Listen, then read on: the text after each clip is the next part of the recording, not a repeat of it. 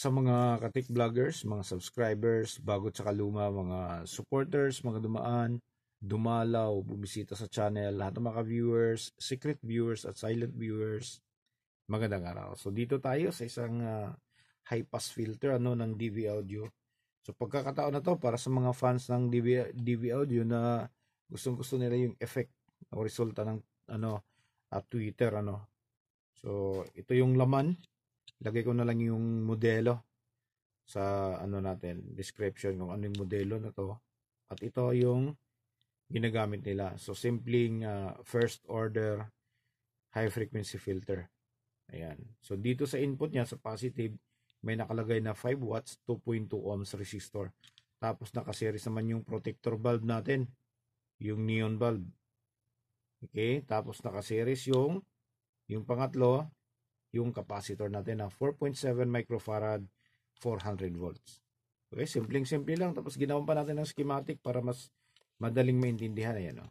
So dito malalaman nyo kung saan talaga yung tamang posisyon ng resistor, protector bulb, tsaka capacitor. So kapag yung resistor nakalagay dito, o pag ganyan, so iba na po yung trabaho niyan. Kailangan huwag gaya-gaya. Kung manggagaya kayo, kailangan alamin nyo kung ano ba trabaho ng bawat pyesa, kung saan ba siya dapat nakapwesto, kung ano ba yung target nyo.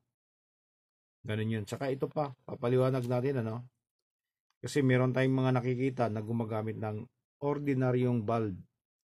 Yung iba, incandescent bulb. Okay, nagagamit din naman yun, pero mas madali siyang mapundi. Hindi katulad ng halogen bulb tsaka neon bulb. Bakit? Paliwanag niyan. Nung una, madalas ginagamit sa mga amplifier, sa mga video kay yung halogen bulb, ay yung ordinaryong incandescent bulb dahil bihira lang yung mga nagbibinta nito. Kung meron man, medyo may kamahalan. So kung natatandaan nyo, iwan ko lang sa mga bata dahil nga bihira na may gumagamit ngayon ng incandescent bulb sa mga bahay. Yung incandescent bulb, kapag ginagamit mo yan ng ilang oras na umiilaw, kapag mainit siya, kaya sandali lang basta mainit siya, hindi mo pwedeng galawin yan dahil napupundi. Natatagtag yan at natatanggal or nababasag yung kanyang filament sa loob. Okay? Bakit?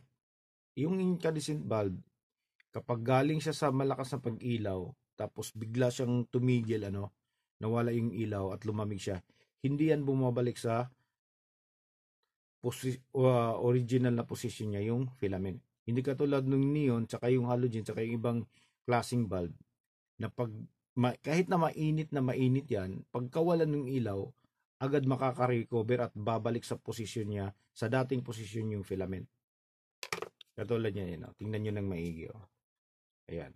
So hindi ganyan yung filament ng sa loob ng incandescent bulb. Kaya yung incandescent bulb ang bilis mapundi. So kung gagamitin mo to, yung incandescent bulb sa loob ng box, lalo na yung mga box natin malalaki, tapos pang low frequency yung box, tapos may nakalagay siya na Twitter.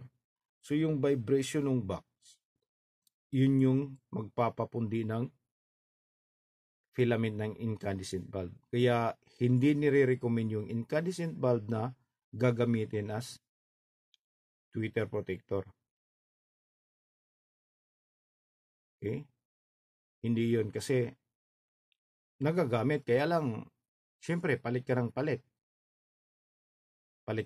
So, sa gabal, hindi katulad nito. Ang purpose kasi nitong bulb, hindi naman to, ang purpose nito ay hindi naman yung pag nag-overload, mapupundi yung mapupundi. Hindi.